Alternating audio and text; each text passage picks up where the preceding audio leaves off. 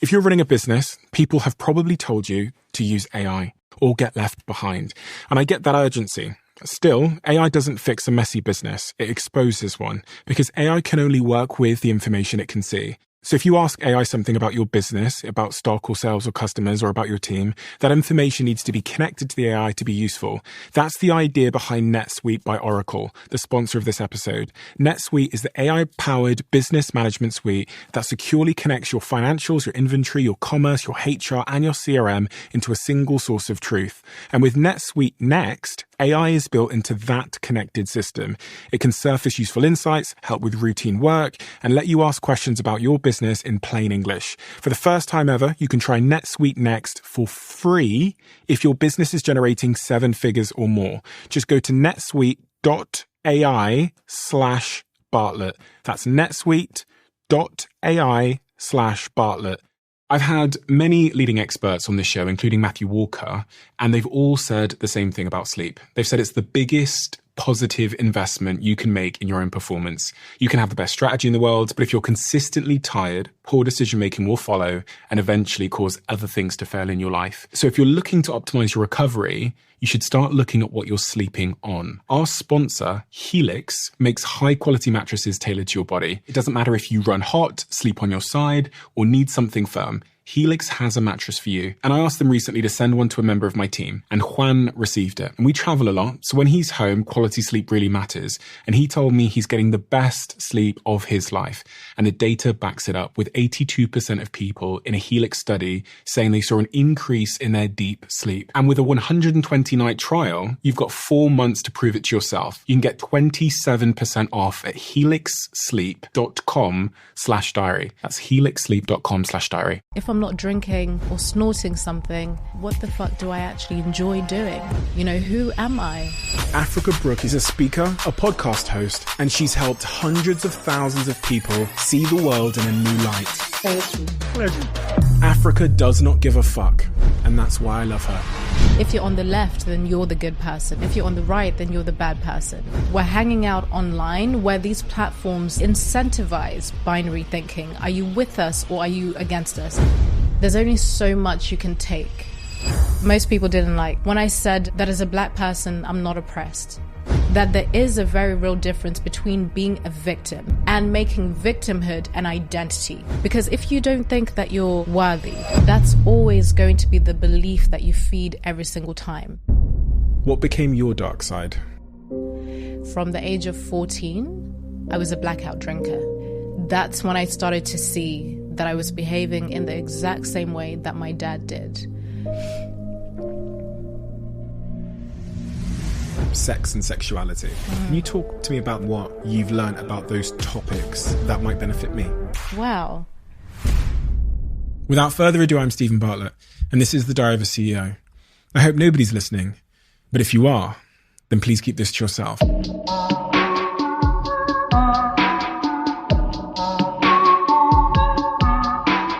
Africa. If you've seen this podcast before, it's no surprise where I'm going to start. But I was reading about your story. I was reading about where you grew up and where you were originally born. Give me your earliest, most relevant context. Give me the context of where you came from and how that context shaped the person that sits here with me today. Oh, that's good. So I'm Zimbabwean. I'm from Zimbabwe, and I think this accent always fools people into thinking that I was born and raised here. But I was born in Zimbabwe, which is in the south of Africa.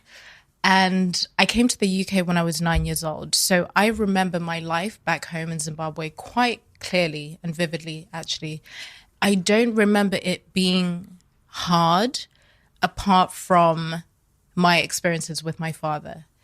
Even though he could be the most charming man, and he was such a beautiful man, he was the kind of person that walks into a room and you can feel that Maxwell has arrived. Just a very beautiful spirit. But when he was drunk, he could be very different, completely different. So I think the times that I can remember experiencing most of my sadness or frustration as a child was experiencing that side of my father, because he could be very abusive, and he was physically abusive to my mum and to myself and my siblings. But I don't even look at those things and think that I had a horrible childhood in Zimbabwe. I have so many wonderful, wonderful memories of being home, and I still call it home. You know, when people ask me where I'm from, I always say Zimbabwe before I say the UK or that I'm British. Yeah. You know, when you say that you look back on Zimbabwe with fond memories, Yeah. Is that because at the time when in your household you didn't understand that behavior, you didn't understand that it was bad behavior or that it was abnormal? Or is it genuinely because on balance you consider it to be a happy childhood? Yeah, I think it's actually the latter. I think I definitely understood that this wasn't right. Although, to be honest, there were a lot of behaviors that my father exhibited that were considered normal just because of the culture. For example, things like disciplining your wife through hitting her, etc., or your children. It was just kind of seen as normal. But I definitely knew that it wasn't right. I definitely knew that there was a problem. I knew that seeing a person that is that drunk was not something that felt comfortable. It wasn't remotely normal. And I'm able to now, I think in adulthood, hold multiple truths, which is something, interestingly enough, that I speak about a lot in my work, the importance of being able to hold multiple truths. Because like I say about my dad, I saw him as a bad person. I saw him as an evil person even, and he passed away in 2004. And I never mourned his death because of the resentment that I was holding towards him. But then when I got sober years later, I had to hold multiple truths about him to realize that he was a beautiful man. I got to experience him in the very early years of my life as being a very present father, as being a very loving father before alcohol came into his life in the way that it did. So I had to then start holding multiple truths about him because it wasn't all bad. So I think I hold those fond memories because I've had to realize that they did actually exist beyond everything else. You said in your teen years you started to realize that he'd been, how bad he'd been to your mother. Yeah. How did you start to realize that at that age? Through stories. Through speaking to my siblings about what we had all experienced in the home, because we never really spoke. I don't know what it's like in your family or when you were growing up, but we never really spoke about much, especially when it came to things that were potentially hard to talk about, things that it revolved around emotions and being vulnerable, things that had anything to do with intimacy or a lack of intimacy. Even the most obvious things, like seeing my mum being hit and not talking about it, almost just pretending that it didn't happen. So I think in adulthood, when I started seeing how other families were, when I started to see how open other people are, I then started to see the lack in what I had experienced growing up. So I think that's when I started to kind of I wanted to know more. Did anyone else see what was happening? Did my aunts and uncles know what was happening? Why didn't anyone talk about it? Why didn't anyone talk to us? Why? So I think I had so many why type of questions, which fueled a lot of my resentment. Yeah. Some of the times you used there, you said before alcohol showed up in his life. As you'll know, these things tend to attract these things into our lives, usually as you describe it, as a firmer lid to hold some trauma. I think was some terminology used previously in some of your work. Yeah. Did you ever understand the trauma that he was trying to bottle up using alcohol? You know what? That's something that is still unfolding, because I think there's only so far that other family members will go in terms of really telling me and my siblings or anyone else that wants to know the reality of what was really going on. But I think he was also from a family where people didn't really have many conversations. His younger brother had committed suicide when he was 26. And there were other instances of mental health, and that wasn't really spoken about as well, because culturally people just didn't talk about these things. So I think there were things that he was suppressing that I'll never, ever know about. So I think I've had to make peace with the fact that I won't be able to get all of the answers as to why and how. I just have to understand what did happen and what I experienced, and forgive where I can, get answers where I can, and also let go of expectations. I had a guest on this podcast called Tim Grover, and he talked about his early upbringing. He ended up being Michael Jordan's and Kobe Bryant's trainer. And he says that our childhood experiences tend to create our brilliance, but they also create our dark side. And he referred to it as his dark side. He told me about his dark side. Yeah. Dark side can sometimes mean insecurities. It can mean the worst traits or character flaws within us. But from the experience you had, what became your dark side? Oh, that's a fantastic question. You know what? I ended up replicating pretty much the same drinking behavior that my dad had. From the age of 14 up until 24 when I finally got sober, so a decade long, I was a blackout drinker. I was a binge drinker, very specifically. I didn't know when to stop because my intention was never to stop from the first time that I drank. It's almost as if something magical happened. I realized that I could change who I was, that I didn't have to feel insecure anymore, that I didn't have to think about the areas in which I'm different, the areas in which can lead to me being abandoned because I'm different. And what I mean specifically by that is when I came to the UK when I was 9 years old, I always say this, and I will continue saying it because it was one of the, something that I laugh at, but it was quite big. It was the first time that I realized that I'm black. I had never, Stephen, had to think about it before, ever had to think about it. But we moved to Kent in 2001, when we first came to the country. And in my school, it was probably me and my sister and one other boy called Curtis. We were the only black kids in the entire school. And I know you've shared your similar experiences with kind of just seeing just how much you stand out in an environment that you have to be in. And we were living in Kent for about 3 years, and then we moved to London. But the imprint was already made, the insecurity around who I was as a young black girl. When I moved to London, it was completely different because now I was seen as pretty. I was seen as attractive. But that was also very confusing in itself because I still didn't quite fit in, because now to most of the black people that I was around, I was white because of the way that I spoke. By the time I was 14 and I drank alcohol for the first time, it sort of silenced all of those things. I remember it was in a park with some friends, and the more that I drank, the more confident I became, or so I thought.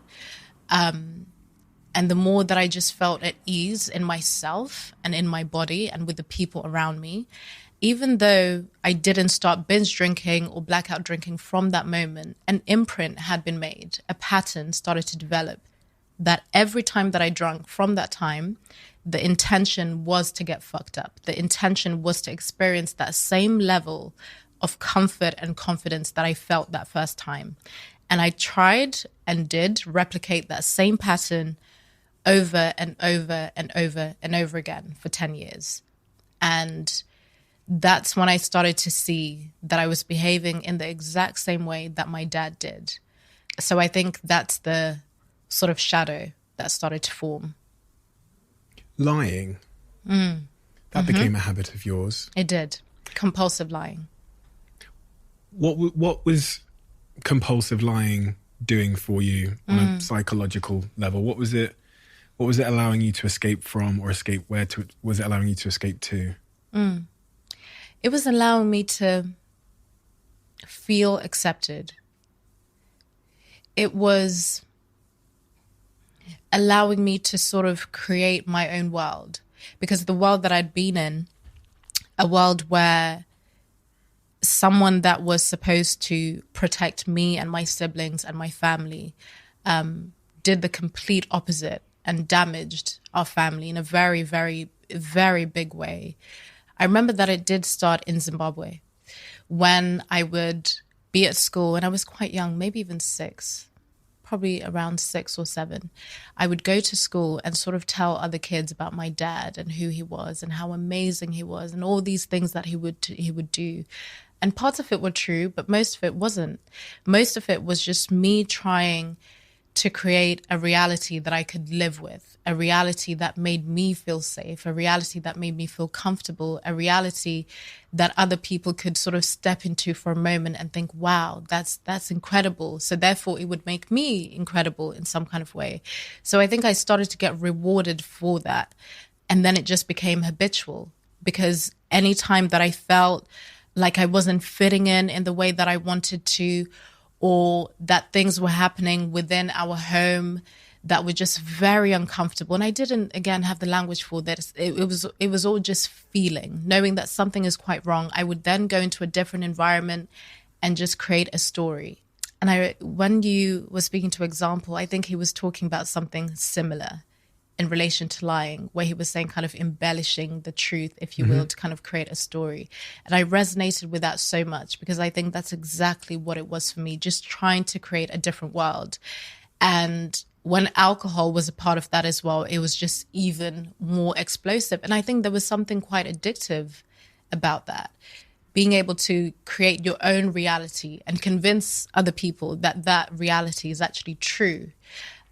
So it was definitely a big part of my drinking, something that would come out.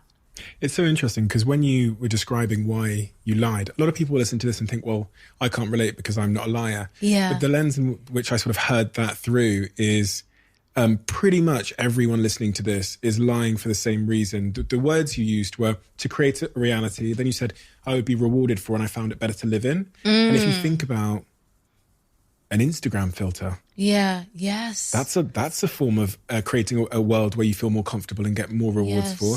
Even like the selection of the online identity that some of us create, where we show just the very best, or we try and change how we look or whatever. That is surely a form of lying to get better rewards and to create a world where you feel more comfortable and safer to live in. Yes. Like you know, and so lying is not just saying something which is not true. It's a morphing of one's identity to create a safer, I guess, identity or story that the world might reward you for. But in doing so, you obviously abandon yourself. Exactly. So it's like another word that comes to mind as we talk about it's deception, right? It's a form of deception. And I think for me, it was not even just about deceiving other people. It was deceiving myself so that I could live with myself better, you know, if I see myself through this lens.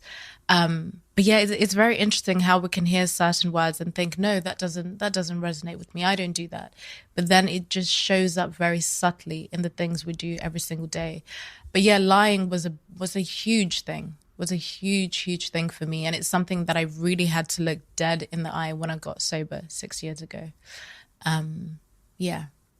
Going back to that period where you were drinking and you were engaging in certain abandonment style behaviors to try and escape from, you know, this, who you were. What is the cost of abandoning yourself?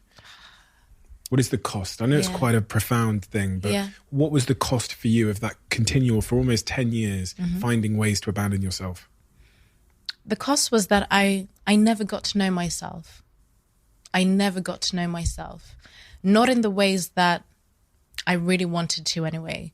I got to know the version of me that I thought people wanted. So I wasted a lot of time doing that.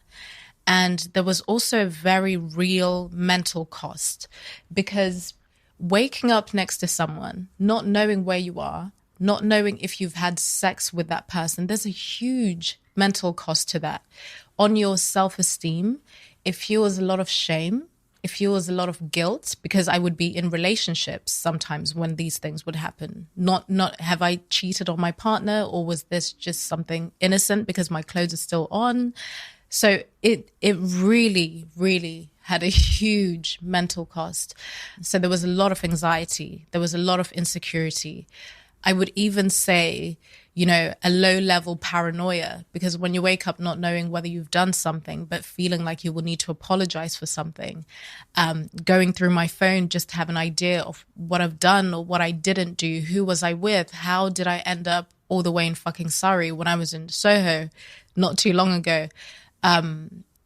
So there was a huge mental cost, but also there was a spiritual cost, because just like I said, right, a few moments ago, not getting to know yourself and then getting sober further down the line and feeling like you're a newborn baby. I didn't even know what I like to do. What the fuck do I actually enjoy doing? If I'm not drinking or smoking something or snorting something, what do I enjoy? You know, who am I as an individual without all of those things? Can I even be by myself? So there was a huge spiritual cost. And once I realized the cost of all of those things, it was around the same time that I discovered the concept of self-sabotage, right? When you get in your own way. And that helped me so much just to even have that language to understand what this thing actually was, why I had been in that destructive cycle for such a long time. I want to just, on that point of the destructive cycle, because when you were explaining waking up, the next day somewhere you don't know what you've done the night before, and that giving you guilt, it hurting your self-worth. It was, my brain was going, well, this was meant to be the medicine for a lack of self-worth. Yes. And it ends up taking even more of your self-worth. So it's this kind of race to the bottom of your self-esteem by thinking that the medication is this kind of destructive abandonment behavior. And that's weirdly self-reinforcing. So you do it to try and escape, but it harms you so much that you need that sort of surface level attention, the alcohol even more. So that leads you in the same place, and that vicious cycle to the bottom of your self-esteem. Right. And then trying to pick yourself up out of that is one hell of a task. Oh, yeah. It's probably one of the most grueling things I've done, which is why I'm actually very grateful for all of those times that I did relapse, because I think I was reminded every single time just how much I wanted to break this fucking cycle and how much I had to, because it's so, anything that is familiar feels safe in some way, even though objectively it might look like, how is this person not changing their life? Clearly, they're losing everyone around them. And I'm talking about myself. Losing everyone around them, can't even stay in any job for longer than a month, unable to commit to anything, incredibly unreliable. How can they not see that something needs to change? But the thing is, when you are in that cycle of self-destruction, self-sabotage, if it feels familiar, it's kind of all you know.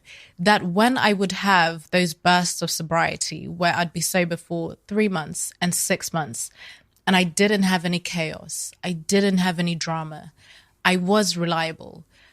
People were saying that they're proud of me. You know, I could see that I was doing well. It made me uncomfortable. It made me uncomfortable because it didn't feel familiar. And there was always this thing in the back of my mind that would sort of say, you're going to fuck up anyway.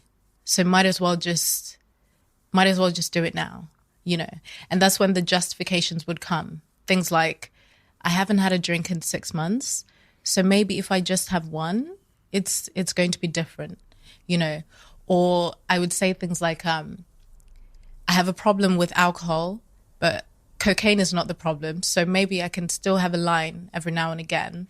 And then, you know, and then I can still be with my friends. And so all of these justifications. But when I really looked at it, I was uncomfortable with my life actually being drama-free, chaos-free, and being reliable, being able to be there for the people that I love, because I was just so comfortable in that destruction. And I chose it every single time until I couldn't.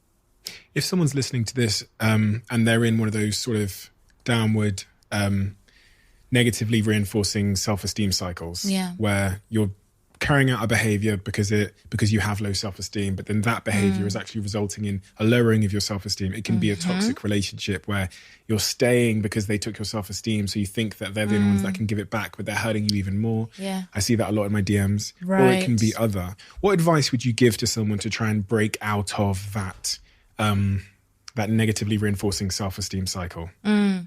I think questions are always the best place to start. I always like to think of self-sabotage and self-destruction as self-protection. You're actually protecting yourself from something. And a lot of it is unconscious. You're not consciously deciding to get in your own way. You're not consciously deciding to stay in chaos and drama because you just absolutely love it. Maybe for some people that might be the case, but for most of us, it's entirely unconscious. But I think getting clear on what the benefits are, because you're getting some kind of reward from it, right? Because if you don't think that you're worthy, if you don't think that you're lovable, that's always going to be the belief that you feed every single time. It's some kind of confirmation. It's like I said that I wasn't unlovable. That's why I choose someone who shouts at me. That's why I choose someone who manipulates me. That's why I choose someone who cheats on me over and over again. That's why I choose someone who shames me, or whatever the details might be. So I think there's always some kind of reward that we're getting from that situation. And I think it can be sounds quite abstract, but I think it can be an important question to ask yourself. What reward am I actually getting from this? And is this going to be worth it in the long term? And all of this to me kind of sounds like shifting your identity and what you're used to, and allowing yourself to get used to things that might not be familiar yet. I think you also have to understand that when you're breaking some kind of cycle, it's going to be uncomfortable. That's why I'm a huge advocate for discomfort, because I think a lot of us, when we change a pattern, the moment we feel uncomfortable, even though it's good for us, the moment we feel uncomfortable, we pull the plug. And we often pull the plug so prematurely. So I think one of the things that I would suggest, and I say this to my clients and anyone that I speak to, allow yourself to be in that discomfort, because a lot of the time it's where you currently are with your identity and the identity that you're trying to step into, someone who is more lovable, for example. But that middle part is going to be quite uncomfortable, and you just have to stay there while things sort of reconfigure. Is that like because you're contending against two counter narratives or counter stories? Yes. And it takes time to believe a new story. So you're going to have to sit in maybe a feeling of him feeling like a bit of an imposter, or you know what I mean? It's almost like it's evidence. But right at the end of the day, all these stories are backed by either true or false, but it's subjective evidence of who you are and what the world thinks of me and what I'm capable of. So that's it. Rewriting new evidence is not an easy or a quick. No. And it's not supposed to be, because I think we also have this idea that it's supposed to be easy. You know, that kind of once you make a decision and you decide that you're going to do it, that it should just work. And if it doesn't, if it's uncomfortable, that means it's wrong. That means you should pull the plug. That's not always the case. What do you still self-sabotage with? Or how do you still self-sabotage? You know what it is for me? Romantic relationships. Interesting. And it always helps me when I'm very honest about the fact that this is an area where I still have self-sabotaging tendencies. So what that looks like is feeling when someone is trying to get close to me, I will immediately start to feel suffocated. I'll start to feel like I need to find something wrong with you so that you don't get too close, even if I want you to get close. But it's because there's a part of me doesn't want to be vulnerable, because vulnerability in that area means being exposed. It means being raw. Exposed to what? Exposed. Vulnerable to what? You know what I think it is? I think it's to put it very simply, I think it's a feeling of, if you really get to know me, you might abandon me. And I think this is not something that's even, on a conscious level, because I have a strong sense of self, I know who I am, etc., etc. But I think there is still those sort of traces from childhood, from everything that I've experienced in my life, that are those remnants of that have that voice that say, if I really let you in and you actually get to know me, you might abandon me. So what I need to do, I need to find a way to get in there first and abandon you before you abandon me. So that might look like, as I said, once the person is starting to kind of get close, I will feel suffocated. I'll feel like, okay, it's getting too much. I need my own space. Okay, what's wrong with you? Danger. Yeah, danger. Where did you learn that model that a romantic relationship might be danger? Oh, gosh. I mean, take a guess. Take a guess. The first relationship that I ever saw, a man and a woman, a couple being together, was my mother and my father. And that's the model in which I had to kind of build my own idea of romantic love and what relationships look like. So I've never wanted to get too close. And I could never have said this to you before. I didn't have language for it. But when I looked at the patterns from relationship to relationship, I always saw that they had a timeline as well, never going anywhere beyond the 1 year mark. Always feeling like, okay, that's enough. We've done our time. Let's release. Yeah. So I think romantic relationships is one. And I also had one in terms of money. And this one, I really had to nip it in the bud when I started my consulting firm 5 years ago. I used to sabotage any opportunity to potentially make more money than my mum. So my mum is a nurse. So when I started sharing my sobriety story and I started realizing that I'm actually very good at what I do in terms of speaking, in terms of supporting people, I'm a very curious person and I do have a powerful story that allows me to reach so many different types of people. So it gained a lot of traction quite early on in 2016, 2017. So I would start getting speaking opportunities. In the beginning, everything was sort of free and I was okay with that. Never had to negotiate things around money.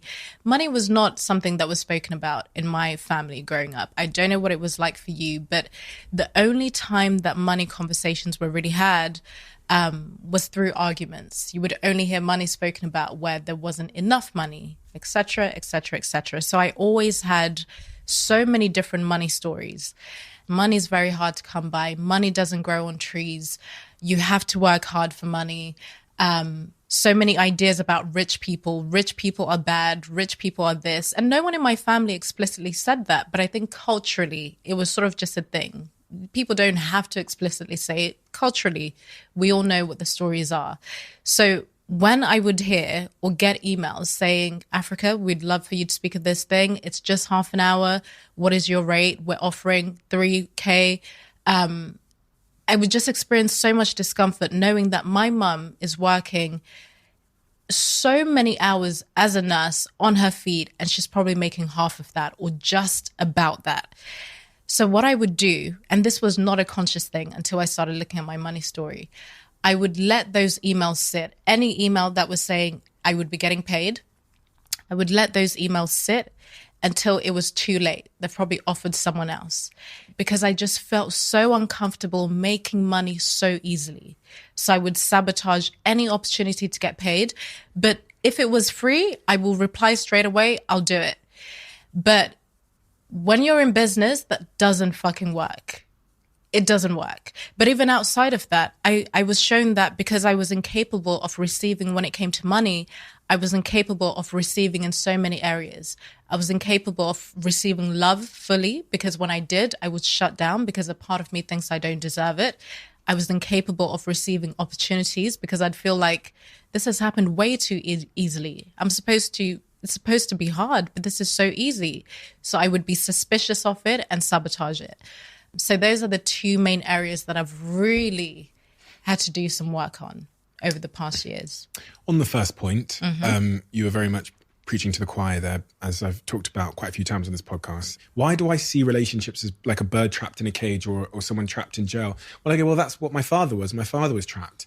My father, my whole life, I was convinced he was trapped. That was my first model of what a romantic relationship was. So, of course, it was the most evidence-backed. Yeah. And so you gotta, it's similar to what we were talking about earlier about like stepping into a new story. Yes. And although every part of your being is going, this is bad, you gotta stay. You do. Communicate with, in this case, the person, say, by the way, this happened, so yes. I struggle. Yes. And hopefully build new evidence. And the right person can help you build new evidence. I agree.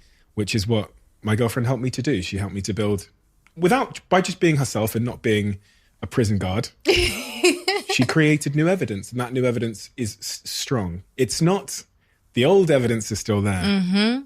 I don't actually think the old evidence will ever go. Oh, I love that you say that, Stephen. I really do, because I think it's, again, this idea that it has to go completely before we step into the other one. And I think that's what holds people back from fully stepping into their new identity, because they think if I'm really supposed to be here and this is actually real and I have all of this new evidence, that's not supposed to be there at all. And I think, again, those multiple truths, they can coexist. It's just what you choose to feed over and over again. Yeah. And you know, if you think of spiders, like, I'm not scared of spiders, but there's a part of me that goes, do you know what I mean? There's a lot of evidence because I've seen other people running away from them. I've seen films. Yes. But I'm not, I know, like, objectively, I've got enough evidence to say that the spiders, they don't even bite. Yes. You know, no one's dying of spiders, really. But there's still a little bit of evidence that says, be careful, there. You know? And I can exist with those two truths as you describe it. Mm-hmm. You're totally right, though, in the sense that people expect them, that they will get to a place where they are healed and cured completely. Yeah. And I just have never seen it. Me neither. I've never seen it. Ever. And I think we have a current culture, actually. So I'm a coach and consultant and speaker, etc., who's in the realm of self-help, but despises the self-help industry for a multitude of reasons, because I think it perpetuates that idea of healing as if it's a destination. Yeah. You know, you sign up for this course, get this book, listen to this podcast, and then it's done. Then you're healed. So I think there's a lot of people that are in a very good place if you were to look at it in a very holistic way, but continuously believe that they have to rid themselves of these very human things and this, you know, inevitable human discomfort that we all experience, and they put labels on it to make it, you know, mean like it's this. So yeah, I think there is a culture right now where people are on this continuous journey of healing when actually some of these things won't actually go away completely, and that's fine. That's normal. It's an interesting thing because there are some people out there as well, I want to get your take on this, sure, that have basically made healing their identity. Uh-huh. It's their personal brand. It's their safe space. Yes. Being broken and healing is it's who they are, and they've embraced that. Is that harmful and dangerous in your view? Absolutely. I think it is. Because it again perpetuates another idea which ties into this, that we need to be on this pursuit of constantly fixing something, you know. And I think I've also seen people do that as you say it, as a brand, but people making it the actual business, their public persona. This is who I am. And I think it encourages other people or makes other people feel that they need to do the same thing, or that they need to sort of make their pain their identity as well. You also see this with people who are contrarian just for the sake of being contrarian, right? I think that's why you... yeah. They just have to disagree then with everything. They just have to disagree with... No nuance. And they usually... That's why when I talk about, you know, this kind of seemingly a battle between the woke versus anti-woke, I always see that essentially they're quite the same. They're exactly the same. You will have the people that are, for example, anti-woke, want to be contrarian for the sake of it, you know, screaming about how woke everyone has got. If people are, let's say, talking about being inclusive, they'll just label that as woke. It's the exact same behavior as they claim to oppose, which I find very interesting. How people can be so loud about something and be so convicted and be wanting to point out a specific type of behavior, not realizing that they're behaving in the exact same way. But I think it is part of that performance where people are being rewarded because they're performing in a very specific way. And they see that, okay, if I perform in this way, I'm going to get likes, I'm going to get opportunities. I get to sort of feel, it really feeds the ego as well when you have your echo chamber and you have people that say yes to everything. You have people that see you as some sort of leader. But I think it's building some very interesting characters online, especially. I wonder if both extremes, so the far left and the far right, I wonder if they're just both low self-esteem. Yes. Because they're the ones that seem to need the reinforcement. So yes. I will be militant about these views because by being further over here, I'm getting more people that are clapping for me, you know? Whereas nuance seems to be a place where you don't care as much about the clapping. Yeah. You're not really doing it for the clap. You're doing it for, in my view, more for truth. Yes. You know? I see that a lot. And have you found, Would you say, I think from listening to everything you've said, I kind of have an idea of what this would look like for you, but would you say that you're more in that nuance? Would you say you've always been more in the middle, or have you ever found yourself on either side? I used to think I was over on the left. Yeah. Now I think I'm somewhere in the middle. Yeah. So I can't, what you described earlier is like an intolerance of ideas. It's, and both extreme sides, so the far left, the far right, are both just really intolerant. Yeah. And they're not willing to have a conversation with anybody. So I find myself being pushed more towards the center point where I find people like me, people like you. Yeah. I think, I don't know where you consider yourself to be on the spectrum. The exact same. You know what? I don't think I've ever even used language like I'm on the left or anything like that. And maybe there's something about being an immigrant, because when I speak to immigrants and people that are not from this country, I think we have a different relationship with politics in general. You will never really hear most people saying they're on the left or they're on the right. I think it won't really happen. Most people are, the majority of people really are in that center, in that middle ground. I would say if you were to look at my values and what I stand for objectively, yes, I'm a left-leaning person, but I don't make that my identity. I don't look at everything on that side and say, okay, check, I agree with that. Everything is context dependent. And there are many things that I agree with from different sides, because I just look at what is the context? What are we talking about? Does this make sense to me? Is this applicable in real life? So that's the sort of process that I take myself through. And it's neither left or right. It's very much in the middle, like everyone, like the majority of people. Yeah, I think the majority of people probably are. But I think, especially in this day and age, it's much probably easier because you get to fit in if you're on either side. Yes. There's no club in the middle. Yeah. There's no, you know what I mean? There's no uniform in the middle. So you don't, those that might want to fit in and be reinforced by a group aren't going to find that in the middle ground. Yeah. So pick a side. Do you see what I mean? It's like, it's a club. They have, a uniform, they have stickers, they have like a schedule, they have a doctrine, they have 10 commandments. Yeah. And this is why people join cults, isn't it? It's true. And you know what? Speaking of cults, when I wrote my open letter, why I'm leaving the cult of wokeness, I was really trying to have this conversation, because essentially I was speaking about what we're talking about now, an invitation into that middle ground where most people are, inviting people to acknowledge nuance and context, to really realize that Black people, for example, we don't all think the same. We have very different experiences. We have very different opinions. We have very different beliefs, worldviews. Most people that identify as being on the left would not have that conversation with me. It's only just starting to happen now. The only people that would be willing to have those conversations with me would be people that would be seen as being on the right. And I found that very interesting, that, when you look at being a leftist, it is about being tolerant. It is about, I guess that would be, what would that be? Would it be classic liberalism? I guess so, right?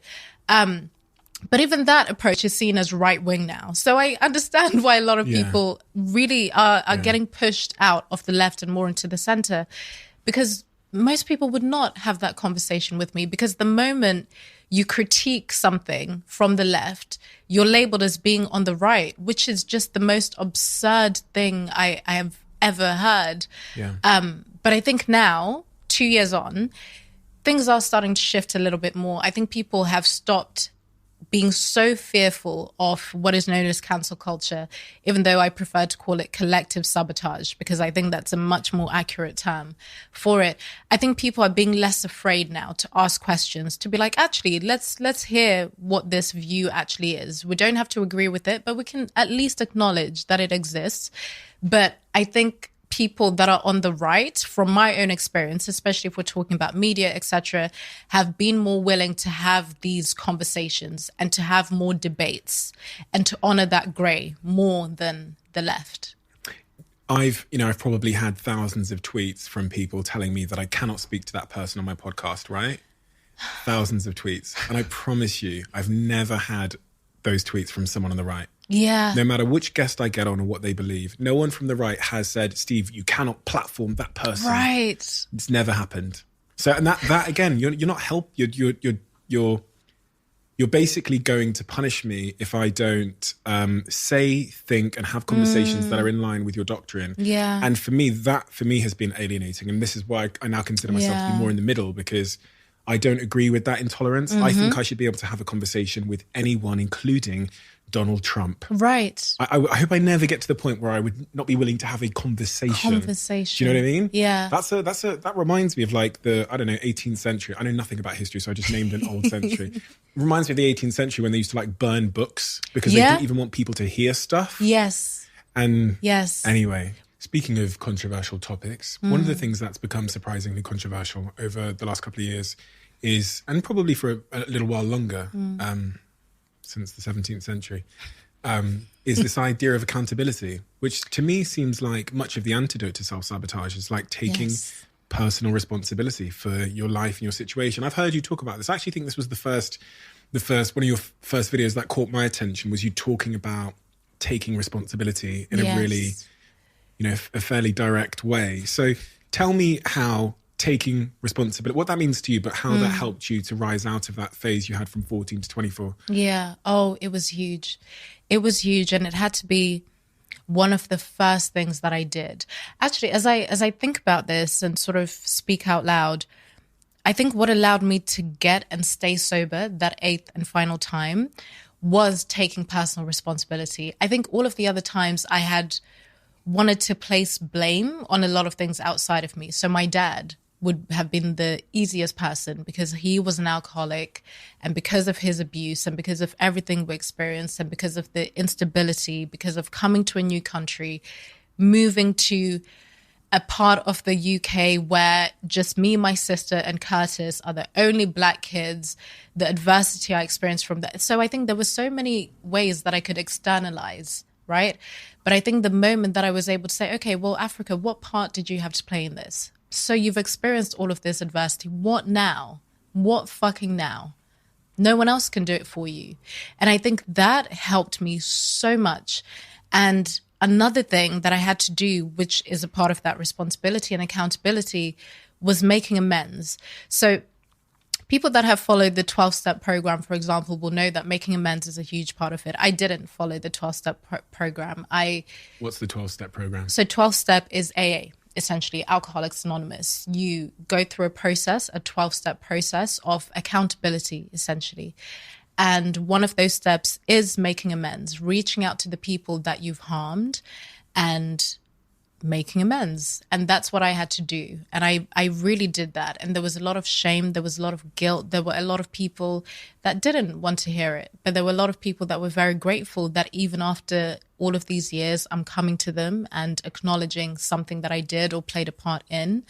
And only then could I actually move forward with my sobriety, knowing that I am responsible. Yes, I've experienced a lot of adversity, but I am the one that gets to decide what now. So fast forward to finding ourselves in a culture where even just conversations around personal responsibility have been politicized, because I've noticed they're labeled as right wing. The moment isn't that weird? It's mad. It's mad. Isn't that crazy? That's the crazy. Moment you say, you do realize there is a lot in your life that you can control. You're called a bigot. No,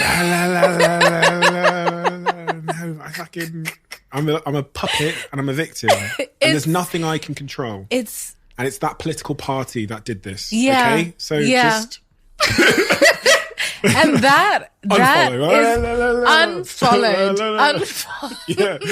It's fucking crazy. It's mad. And I think I speak to my family and my friends about all of these things quite a lot, actually. And because I'm still very much in touch with everyone back home in Zimbabwe, and because I have that perspective, when I compare to that part of the world to the Western world, this just seems like a completely different world, like some kind of show. It can't be real. That people can get upset to know that there are things in your life that you can control. Yes, you might have experienced X, Y, and Z, but you are responsible for how you move forward. Yes, there might be other components. Maybe it is the system. Maybe it is your familial environment, whatever the details might be.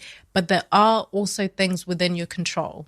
The fact that people can label that as being bigoted the moment you say, I just...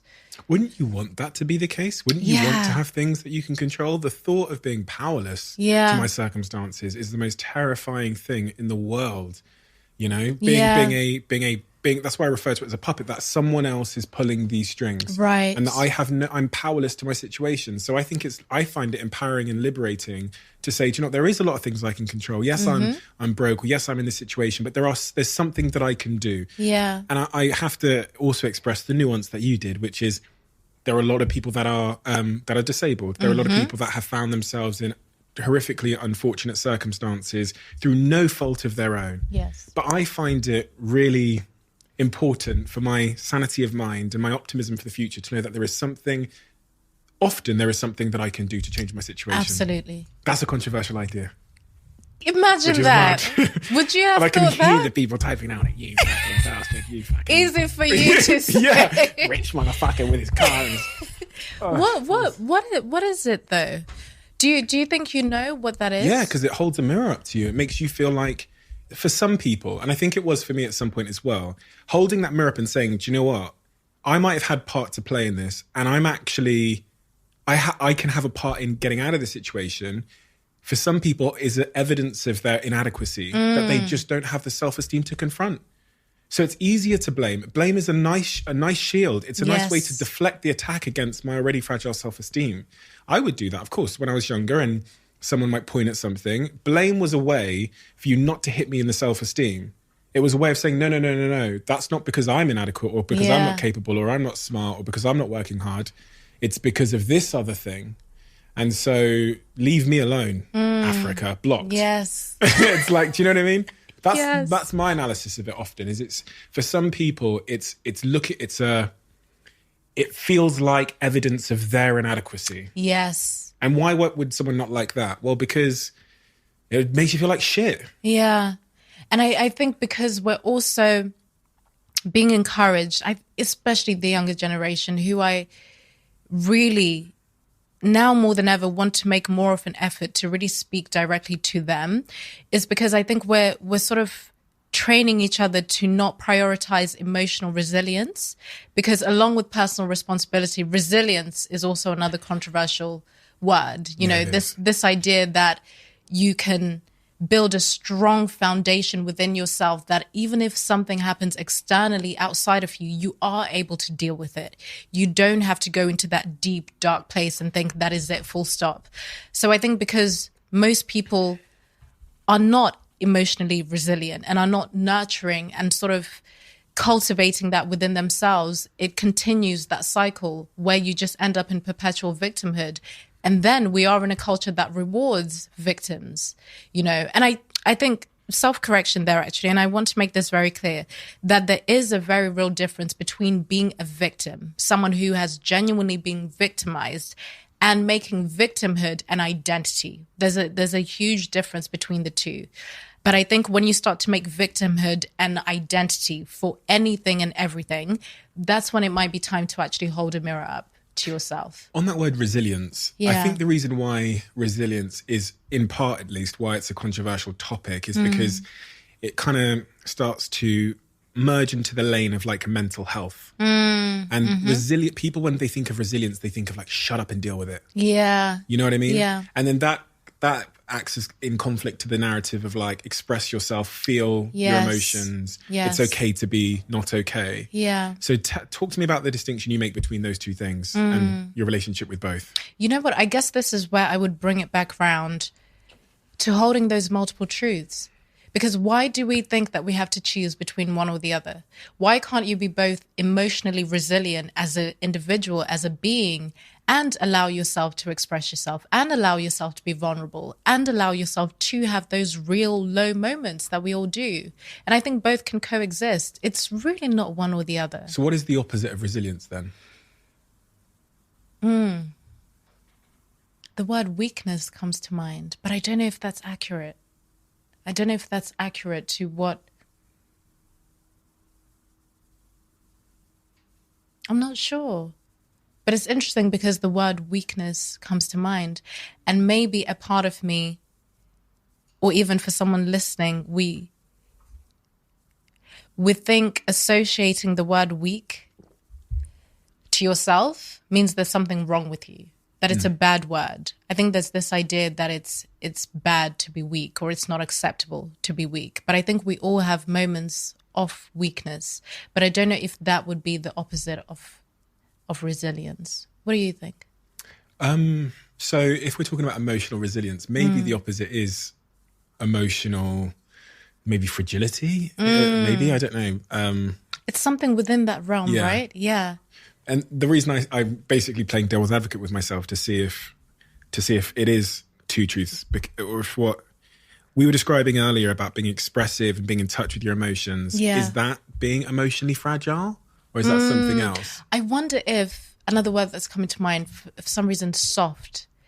I think it's both possible to be soft and whatever you would consider hard, because just in very simple language, when I hear the word resilience, you have to be hard. There's something sort of, it's not necessarily stoic, but it's sort of that kind of language where you're really fully grounded in yourself. Your back is straight. You're internally up, you know. Whereas the other side of that is maybe there is an element of fragility, which is fine. I don't think it's a bad thing. Allowing yourself to be soft, allowing yourself to be, to not be as strong all of the time. So I think it's interesting, isn't it? Because on one hand, you're saying be resilient, but then also be the opposite of resilience. Yeah. But you can be both. There could also be context, right? Yeah. It can be context-specific behavior. So you can be resilient in the sense that when someone pelts abuse at you in your Instagram DMs, you have the resilience to not internalize that, not let it destroy your day or your mood, and to move on. But then you can be, I guess, emotionally, you know, then your dog might die. I've got a lovely dog running around somewhere here. Yeah. My dog might die. And that is real cause for emotional expression, and to be emotionally, to be soft and to be open and to feel. Yes. So maybe it's context-specific behavior. Yes, I think so. But again, I think they can both coexist. How did you get to this place of self-awareness? Because, you know, we all know people who are repeating cycles, and they have either they're taking no responsibility for it, or they just don't know that they're doing it. Yeah. And sometimes as friends, and this is this is us looking in on the situation as if we know what's best for them. So there's an error there, but we see friends, family going through cycles, and they don't know what they're doing, and they don't understand themselves enough to the point where you are today, where you clearly you exhibit a high self-awareness and understanding of yourself, your past, your behavior, and the causes of it.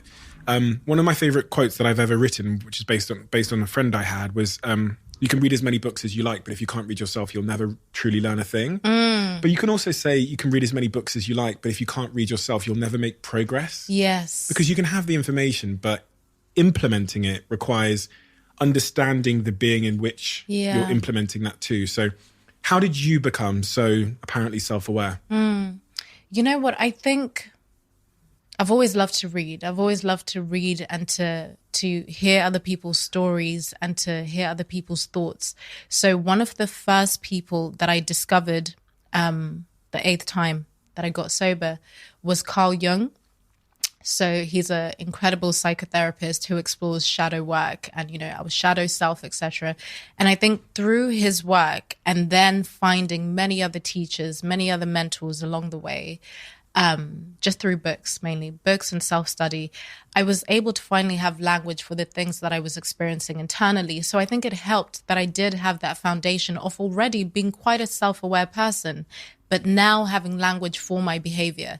And I think just through different practices, even reading something about why, you know, lying to yourself is a form of self-betrayal, it meant that every time that I was in a situation and I could feel myself about to lie, I would kind of challenge myself to not, and to just say something different, or to just say what I actually mean. So I think it's been a combination of self-study, reading, tuning into the self-awareness I already had, but using it in just a different way and actually stepping into the arena and practicing. So I think that has helped me kind of develop my sense of self over time. What about writing? And writing. Writing has always helped. But you know what's interesting? I found, especially in those 10 years, I would write in my journal as if someone was going to read it. So I would lie. What were you lying about in your diary? Oh, that's a good question. I was lying about how I really felt about my relationship. So I was writing as if my boyfriend at the time would read it. So I wasn't being completely honest about how unhappy I was. I wasn't being honest about cheating in our relationship when I was drunk. I wasn't being honest about my relationship with alcohol.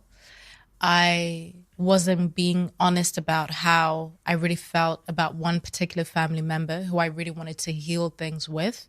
But it felt weird because we didn't speak about emotional things in my family. So there was a lot of resistance around mending that relationship, even though I knew exactly what I needed to do. Why do you speak of that in past tense? Which part? About that family member mending it. You speak of it as if it's past tense. What exactly did I say? Just, you're referring to it as if you haven't mended it. I haven't. Right. I haven't. And I wrote that entry. It's in the journal that I found the other day. Thank you for pointing that out. I haven't. It's been 7 years since I wrote that. So maybe now it's bothering you. I can see it in your face. Really? Yeah.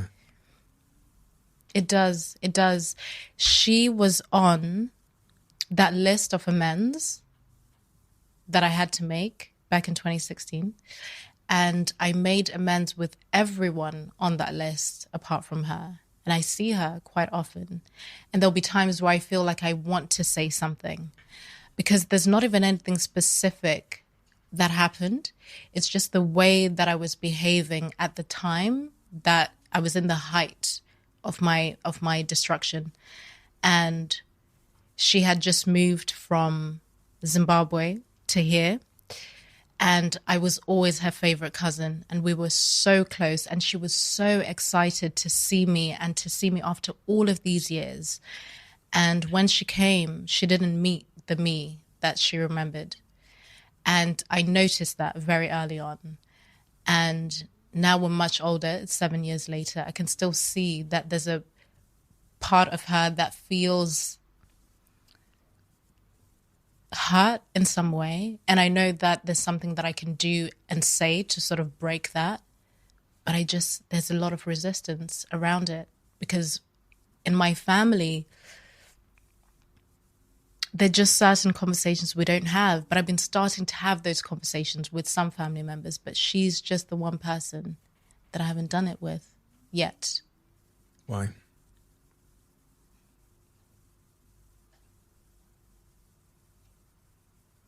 I think there's almost a fear of the unknown, of what our relationship will look like beyond this. And I know it can sound mad because someone listening to this might think, just have the conversation. I'm a huge advocate for conversations that are uncomfortable.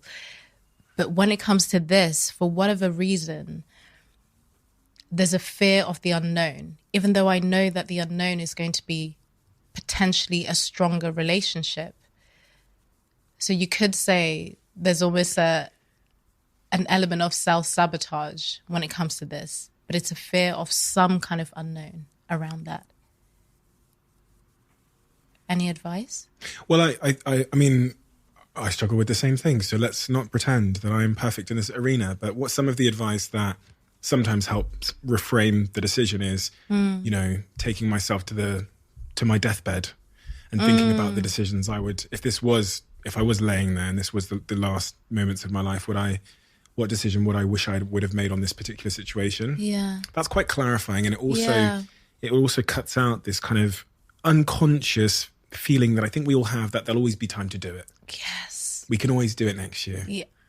But we don't live forever, unfortunately. Right. We live under the illusion that we do. That's why there's a sound timer on there. It's just a nice reminder to me that I'm actually not infinite. I'm finite. And so that gives me a little bit of urgency to to live in a less petty way and a way that's more aligned with like my inner truth and my inner values. So what would if you were, touch wood, diagnosed with something today and you thought, you know what, I'm going to get my home in order. Would you have that conversation? I would absolutely have that conversation. And you know what? I'm grateful very grateful that you and I have just had this exchange, because when I found that journal a few days ago and I saw that entry saying I need to speak to her, I wrote, I'm going to do this week.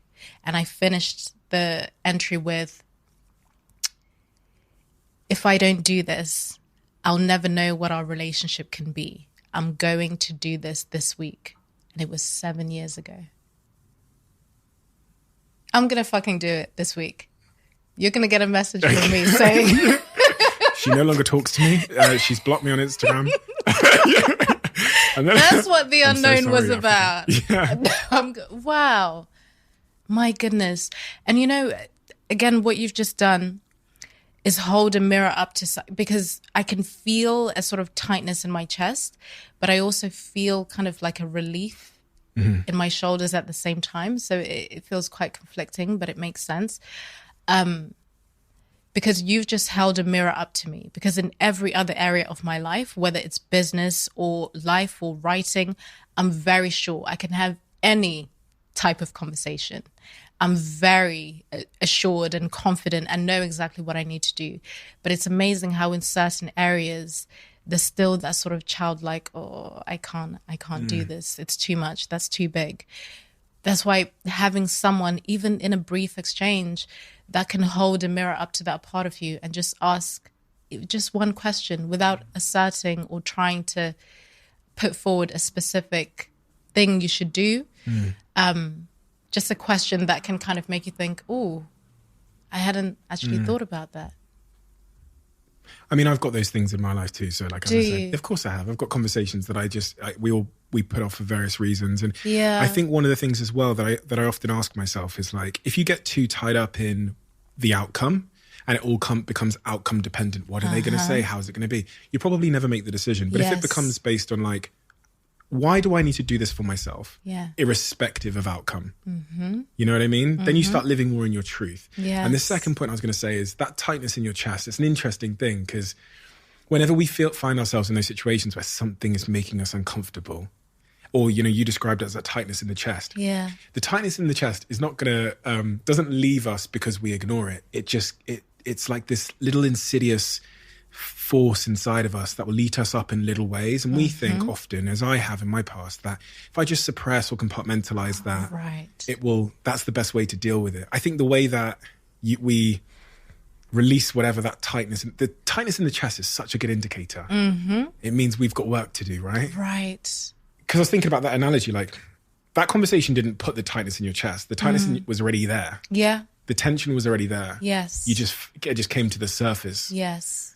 So the way to never have the tightness again is to release the thing, the unaddressed. Yeah. One of the things I've heard you talk about a lot is your journey and your evolving relationship with sex and sexuality, and how that changed from when you were very young through the period when you were drinking a lot till today. Can you talk to me about that evolution and what you've learned about those topics that might benefit me? Yes, absolutely. So I'm going to sort of keep referring to my sobriety in that period of my life because it was so transformative and it revealed so much to me, so much that I could have never imagined at the time. So something that also happened when I got sober, I think this was about a year into my sobriety, I realized just how much sexual shame I was holding, so much of it. And I initially sort of wanted to fix it, wanted to do something about it. What are some surface level things that I can do? What can I read? What can I sort of dive into? How can I deal with it from where I am now as a 25-year-old? But I quickly realized that I actually had to trace it back to see where it even comes from. And I realized, just like so many things, it did come from my childhood. Being raised in a Christian home, I learned, again, not directly, more so indirectly, that being a sexual being was not something that was of God. It was not something that was supposed to be a part of who I am. Pleasure was never discussed. Sex was never discussed. Even intimacy in general. I never saw my parents hold hands. I never saw them kiss. I never saw them hug. I never saw any sort of affection.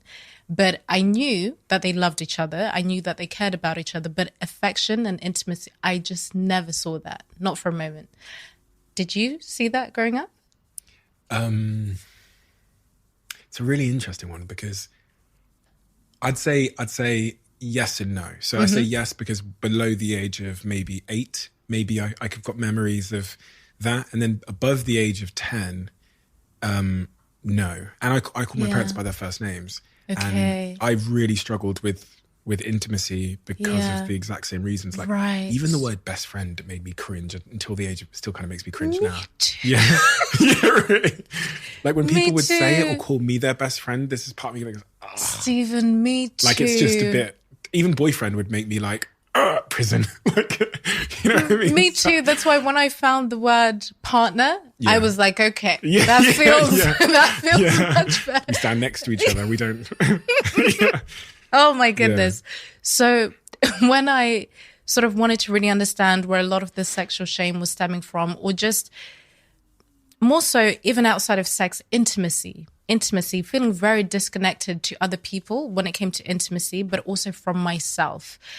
I realized that I could only be expressive as a sexual being if I was drunk or if I was high, if I was in that place where, of course, my inhibitions are low, but I had no insecurities. I didn't have to feel like I'm doing something wrong. I didn't have to feel like my pleasure was wrong. But then when I got sober, all of those things came to the surface, and then I had to look that in the eye. So that also became something that I started sharing over time, as well as sort of sharing my journey with sobriety. I then started sharing the things that were revealed as a byproduct of me getting sober, and sexual shame was a huge one, was a big part of that. My relationship with sex has evolved a lot. Yeah. Over time. I think it was in my early years influenced by porn. As it is for many people. Too. So me too. That's the way I went into the game. I just went in trying to be those male porn stars, you know. And I think over time, and I think there's this wider issue in our society, specifically, I've got to be honest, with men. Yes. What they think sex is in terms of this kind of very aggressive, often dominating, transactional encounter. Yeah. And then there's, I'm just talking freely. I don't give a fuck what anyone Please thinks. do. Please. But I'm seeing a lot in my close friends. They're often in relationships, not all of them, where they're having problems with their sexual relationship with their partner. They're basically saying things to me, and I'd say, this is crazy, I'd say 75 to 80% of my male friends are saying, my partner doesn't want to have sex. She doesn't like having sex. Yeah. And I was there at one point too. My partner said that to me at one point too. Yeah. And I took it on face value. I thought they don't like sex. What I came to learn is that wasn't true. But that what I'd learned to be sex and what I was bringing as sex, this kind of aggressive, whatever, was not the language that they spoke. Right. And I feel like I'm surrounded by men that need to start seeing sex as a language, because then you can ask yourself, well, actually she's speaking Spanish and I'm speaking English. That's why it's not she doesn't like English, she speaks a different language. You know what I mean? Yes. That's a lot. I'm just dumping that on you to see how it resonates. No, that resonates so much. And I'm really glad that you said this, because I think you're speaking something that is on so many people's minds, or something that they've just never really put language to. And a big part of my awakening, if you will, and really addressing that sexual shame is because I also learned sex from porn at 10 years old. 10 years old. So by the time that I had sex for the first time when I was 14, it was very much like a porn performance, to put it very simply. And I speak to so many people, men and women, about this very specific thing. A lot of us learn that we should perform, that sex should be driven by orgasm and ejaculation and this sort of production, if you will, which is not actually accurate for most people when it comes to what really actually feels pleasurable, especially for women. So I started to realize when I got sober that every time that I was having sex, for example, I faked every single orgasm. It was all a performance. I didn't know much about my body because I'd learned from porn. And because the men that I was with had also learned from porn, we were just in a performance and no one's actually talking about it, right? So in times when I was in relationships and I made myself think, I don't want to have sex. I don't want to have sex anymore. It actually was not that. I didn't want to have this type of pornified sex. That's what I actually meant. So what you just said is really important. And I realized that's when I found tantric sex, actually. Yeah, that's when I found tantric sex around 2018. Because I realized that I had always felt like sex was being done to me. Yes. That I was not a part of it. And that is how most women feel. I felt like I needed to apologize Really? on behalf of men. Yeah, because that's what I came to learn. Yeah. Was that the reason why the person I was with had turned around to me and said, I don't like having sex. And when we got talking about it, after I acted like, let me be clear. The first time she said that, I did not understand. My little chimp Neanderthal monkey brain went, like I was emasculated by it. Yes. It made me feel, is there something that I didn't do Ego right? steps in, of course. right? Ended up breaking up with this person, got back with this person a year later. When I was maybe a bit more mature, I apologized and I said, I want to have a conversation. And I also said to her that I'm going to be here regardless of whether we have sex or not. Yes. And then she had a safe enough space to start talking to me about it. And what I discovered is she'd had 3 previous boyfriends over the course of 7 years. Her view of sex was this person comes and takes from you, treats you like this object. And she was with him for 5 years, treats you like an object, takes what they want from you.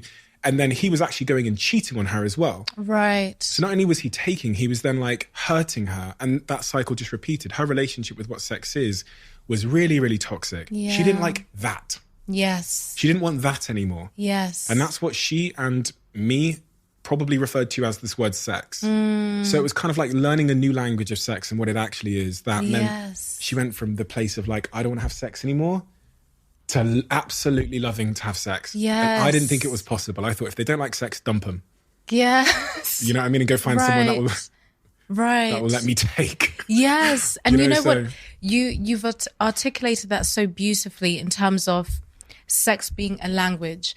And it's going to look different for every single person, because something that I realized is that I could tell when I was with a man sexually, I could tell if they were sort of, if it was like a script, almost like a play by play, like this is exactly the method. We do this, we do that, switch into this, switch into that.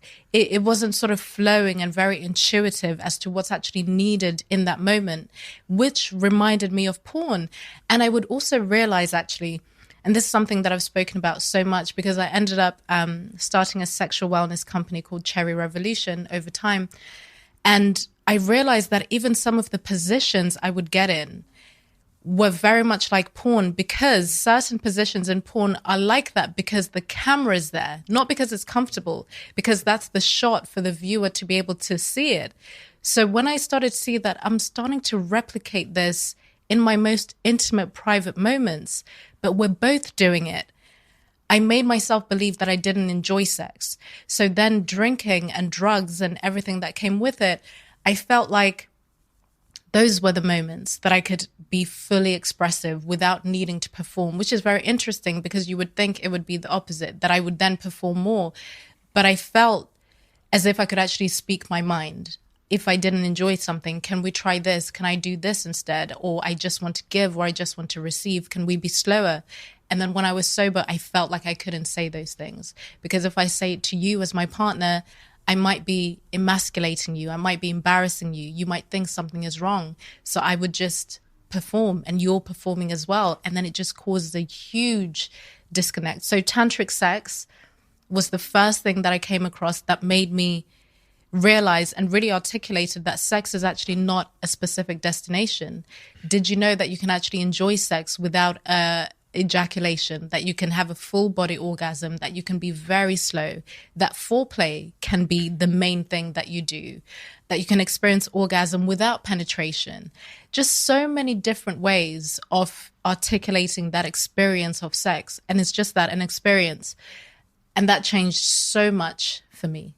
It's such a sort of a narrative violation for so many people who've spent their whole life watching porn and then recreating it. This idea that you can have an orgasm from touch, that you can use energy to to cause someone Yeah. orgasmic pleasure. And Yeah.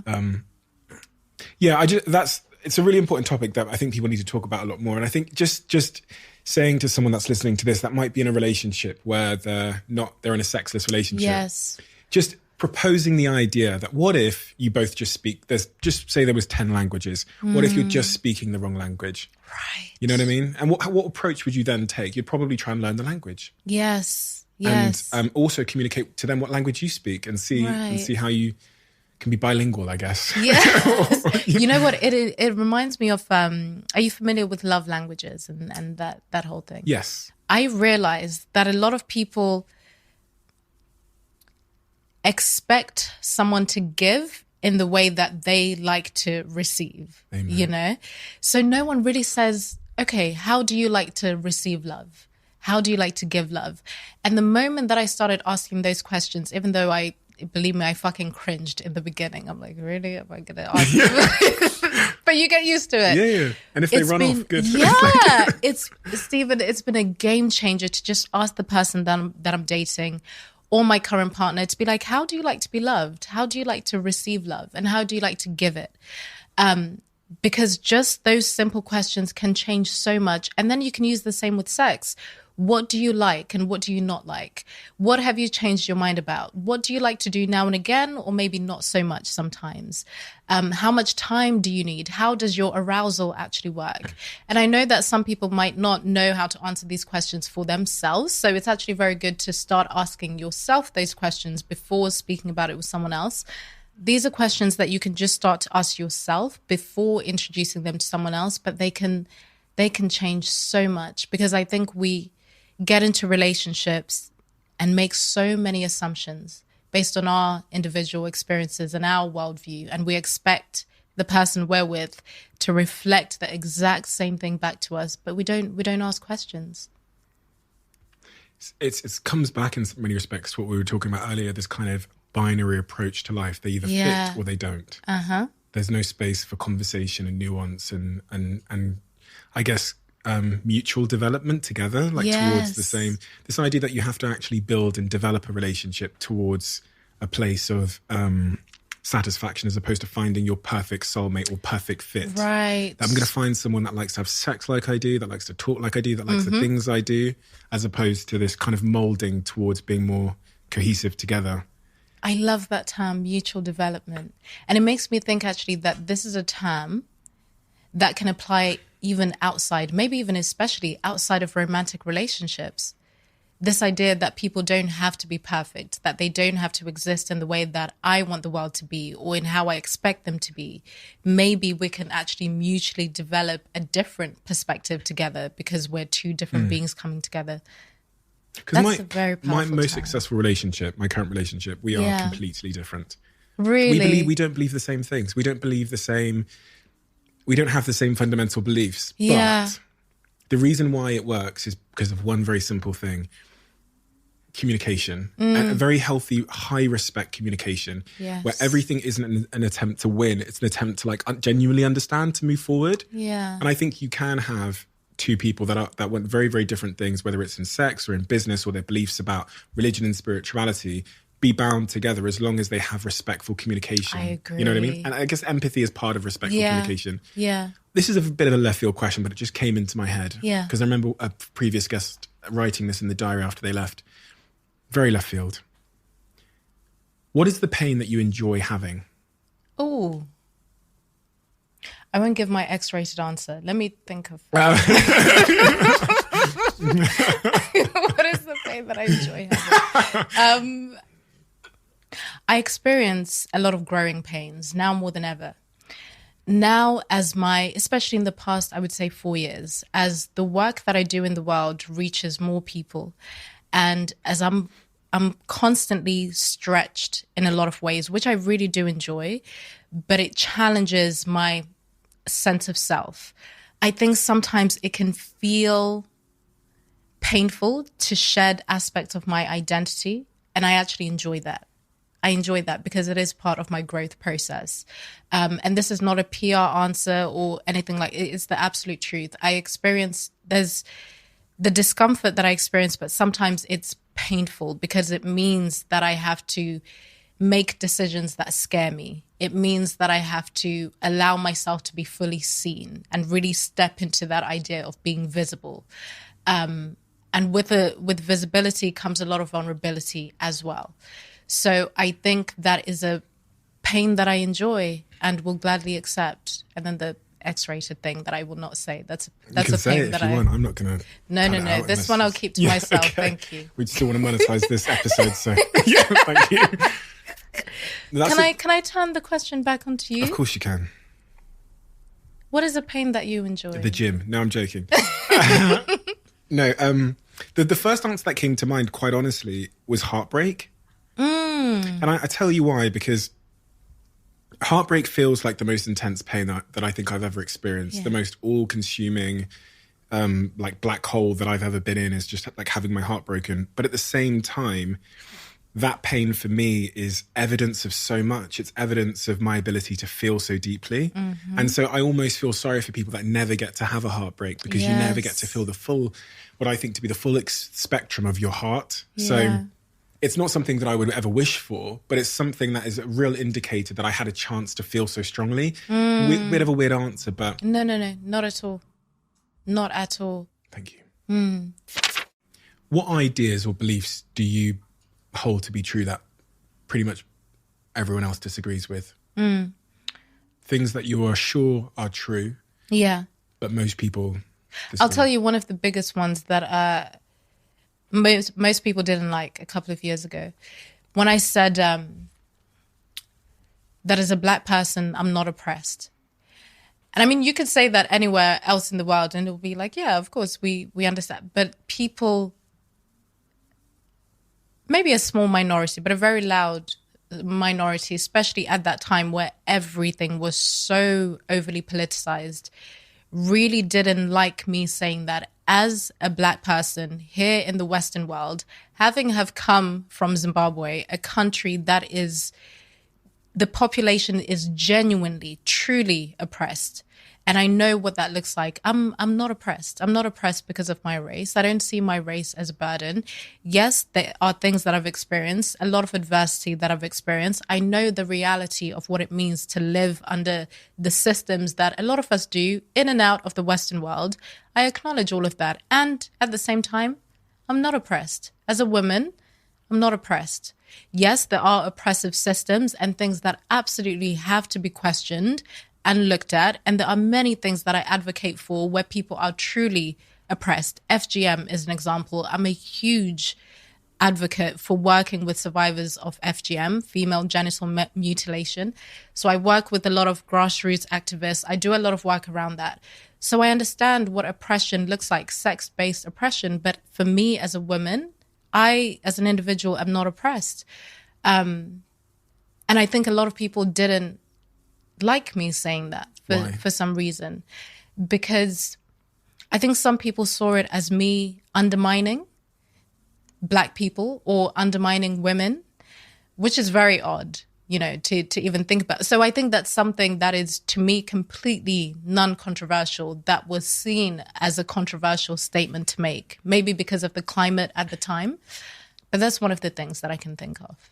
That's a decision you're making. It's a decision you're making not to feel, not to pick up that label and stick it on your chest and go, yes, I'm an oppressed person. Yeah. Why are you making that decision? I know why. I wasn't raised to see myself as a victim. I just wasn't. Culturally or in my family home or with everything that my family and I, or I as an individual, have been through, I have never for 1 second, apart from the moments where I needed to misplace my own anger and outrage and blame onto other people around me, I never saw myself as a victim to the world. So I think for me, it's not even a conscious decision that I have to be like, okay, it just is. I don't see myself in that way. I don't walk through the world thinking that my skin color is a burden. I know that there are things that I might experience because of it. I'm very aware of that. I don't ignore that. But I don't see that as the only truth or the only side of the coin. So it's always been quite easy for me to say that. And a few years ago, I never would have had to declare anything like that at all. But I think something happened, especially in the past 2 years, where to even sort of see yourself as a powerful individual means that you're taking away from other people. Yeah. Which is not true at all. I've just never seen myself as a victim, ever. And I won't do it. Why not? There's a real cost to that. Just like we were talking about before, there's a mental, emotional, spiritual cost to that. And I just won't fucking do it. And I think it's a lie. It's a lie to make myself believe that I'm a victim and that I'm oppressed and I'm a powerless individual. I'm not. Are you? No, I'm not. No. I can tell. Yeah. Yeah, that's why, I get asked this question a lot when I do talks is about, discrimination, Steve. Obviously, being a guy, a man that was born in Africa, I've got a black mother. I guess, I don't know what the politically correct term is, so I'll say them all. Mixed race, brown. Well, I don't know what the correct term is, so Sure. just forgive me. Half caste. I don't know. I'm brown, okay? I think it's brown. I think you are. Did you not experience discrimination in business? I get this question a lot. And to me, it's a fascinating question because my brain goes, I don't care. Yeah. Because I can't control it anyway. Yeah. Even if I'm sure it's true. I'm sure there's multiple moments in the rise of my career when I went into boardrooms and everyone there was 4 times my age and white. I'm sure there was prejudices before I even opened my mouth that acted for and probably against me. The thing is, I can do nothing about them in terms of in that moment and in my day-to-day life. I can't cure your prejudice or discrimination, and I don't think it's my responsibility to. I see my responsibility as like doing the best that I can with where I am and with what I have.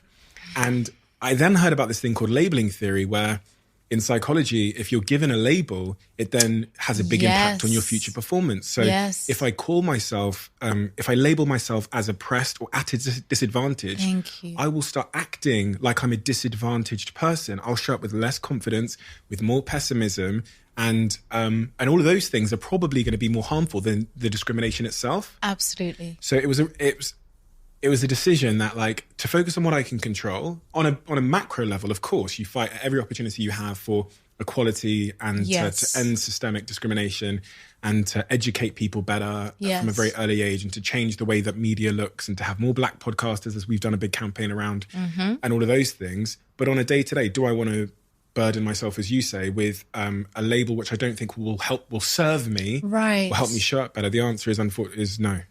And that is my personal decision. And others can do with their life what they wish to. Yeah. But I don't think it will serve me.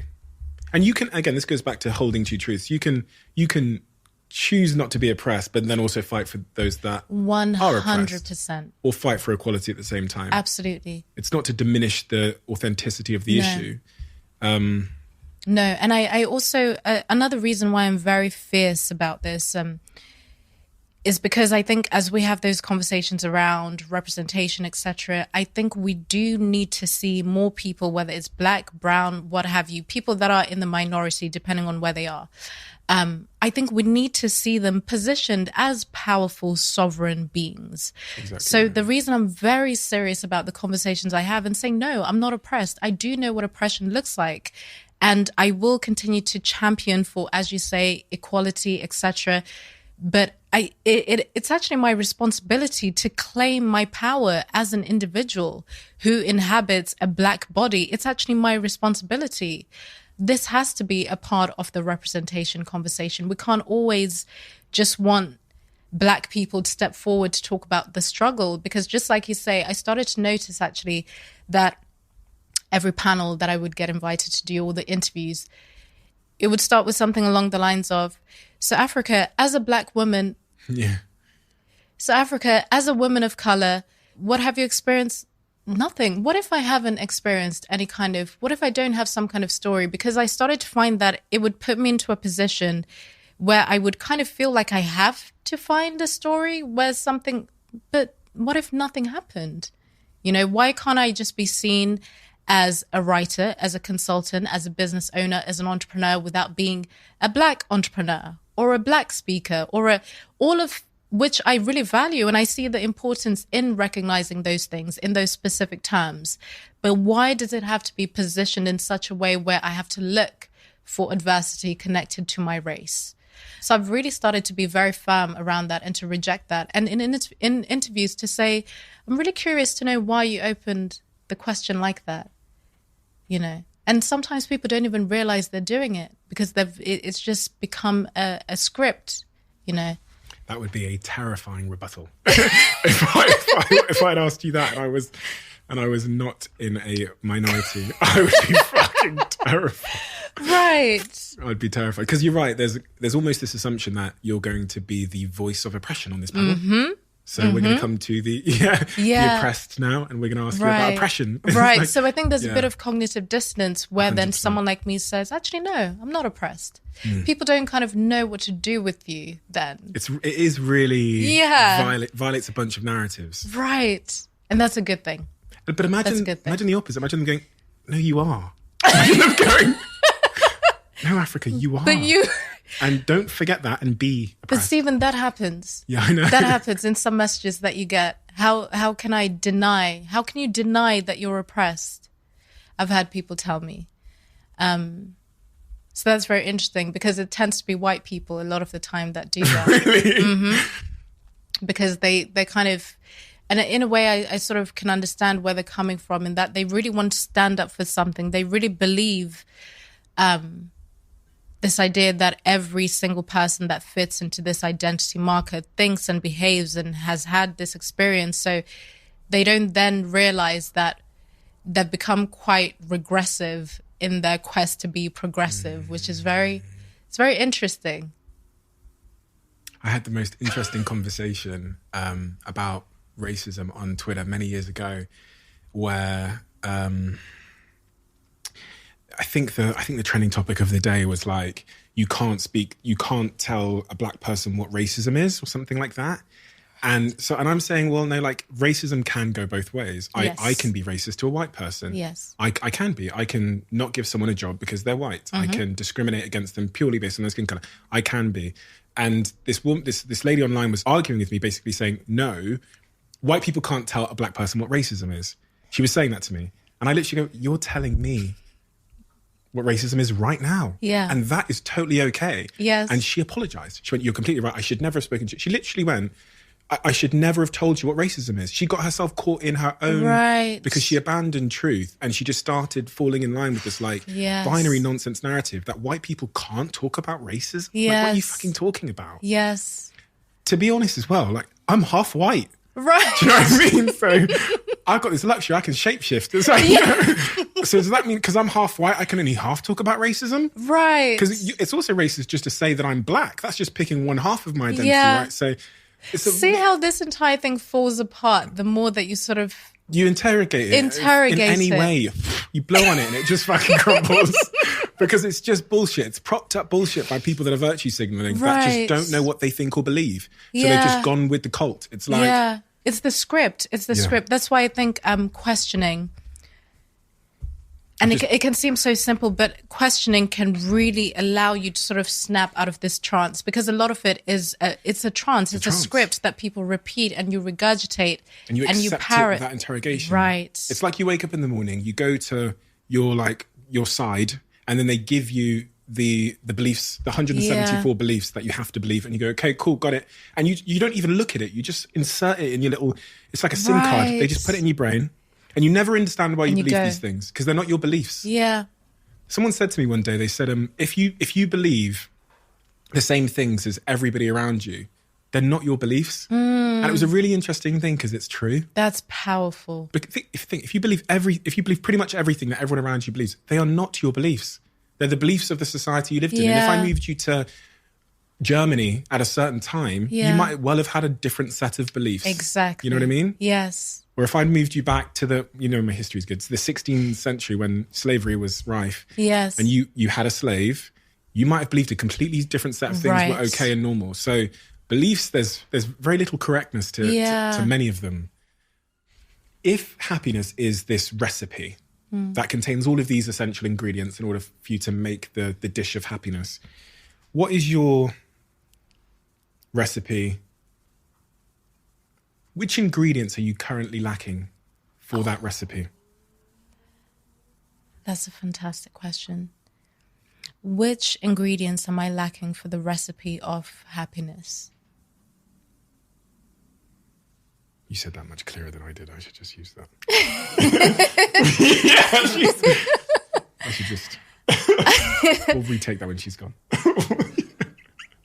That's a good question. Vulnerability. Yeah. Really? Really. I think that would surprise a lot of people. Yeah. And it's tied to what I mentioned around romantic relationships. Yeah. Allowing myself to be more vulnerable. I think that could allow me to have access to layers of happiness that I haven't yet experienced. That's what comes to mind. But it feels like a very big question. Because I think it makes me have to think about, even just with the word lack, it makes me have to sort of turn that mirror onto myself. Yeah, but I think honestly, I'm able to be vulnerable in so many other areas. But if I think about the happiness that I could experience in terms of romance, vulnerability. It's funny, when you were answering that question, I was thinking about the analogy of ingredients. And one of the things that makes a recipe go bad isn't a lack of ingredients, it's the wrong quantities. Yes. Which is probably what people call balance. So if I put a fourth egg in when it says 3 eggs, the recipe goes bad. So as I think about that in terms of balance, you think about the scales of ingredients that you're weighing up. You've got to get the right quantities of each ingredient in order to make a great recipe. Sometimes I think in my case, I maybe have I have too many eggs. Yeah. You know what I mean? Too many eggs in the basket. I have too much professional commitments, and I don't have enough sugar, which is maybe romance and that kind of connection. Yes. So maybe one can have all the ingredients there, but just have the complete wrong quantities. So that's going to ruin the recipe. That's a good one. We have a closing tradition on this podcast where the last guest writes a question for the next guest. What is the crazy big idea you would try if you knew you could not fail? I want to start a festival or a huge annual event that is a place for all of us to express our unthinkable thoughts. And it's going to be a place for people to come and see what honest, raw, unfiltered, respectful, compassionate communication looks like in real time. And I want this to become something that is global. I want it to become something that has a life of its own outside of me. And I've wanted to do this for a very, very long time. And I know that I'd be able to do it very well. But I think it feels scary because I know that I could do it very well. Yeah. And I've never shared that out loud. I'm not sure if I understand that last part. It feels scary because I know I can do it. Yeah. That doesn't make a lot of sense. To me, it does. Really? Yeah. And I'll tell you what I mean by that. It's almost like that feeling that I was telling you of when I would get emails and offers to speak for half an hour, which comes so easily to me, and get paid so much money. So I would resist it because I know that I can do it. And I know that I'm going to get rewarded so much from it, which means that there's a leap in identity that has to happen, which feels quite scary. So it's almost the same with this event and this idea that I have. And it seems, as you say, like it doesn't make sense. It's scary because you know that it's going to succeed. It's scary because you know that it's going to work. And something that I've had to work on over time is the fear of success. Fucking hell. Yeah.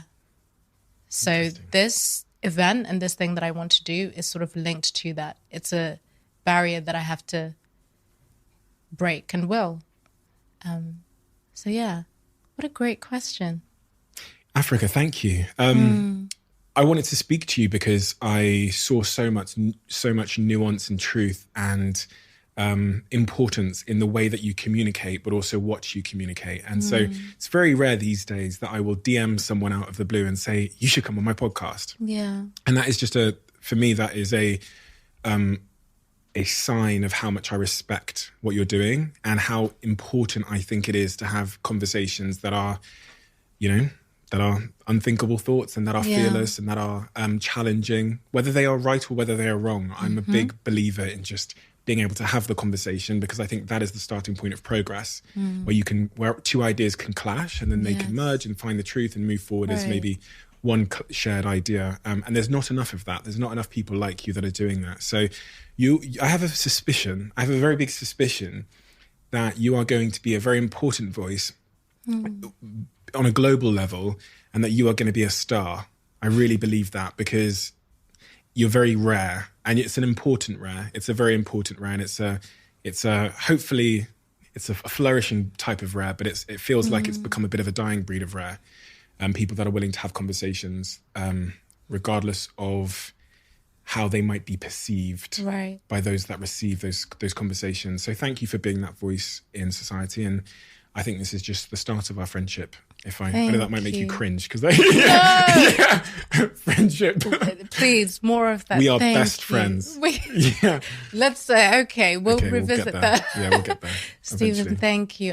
You know what, I was saying to my friend Emily that I was really just looking forward to this conversation, because especially in a time where everything is so heavily politicized and people are sort of lead with identity and what it means to be a certain person, I think I was just really looking forward to having this conversation with you, because of the work that you do. Beyond the work in itself, your curiosity and your willingness to sort of learn and to be open and to change your mind and to be corrected and to also be assertive, but to also be soft and to just allow for ideas to exist openly without disagreeing or agreeing, just hearing. I think it is, something that is quite rare, but I think through conversations like this, it actually causes a beautiful ripple effect. So I do think this is the start of a friendship. So thank you. Thank you.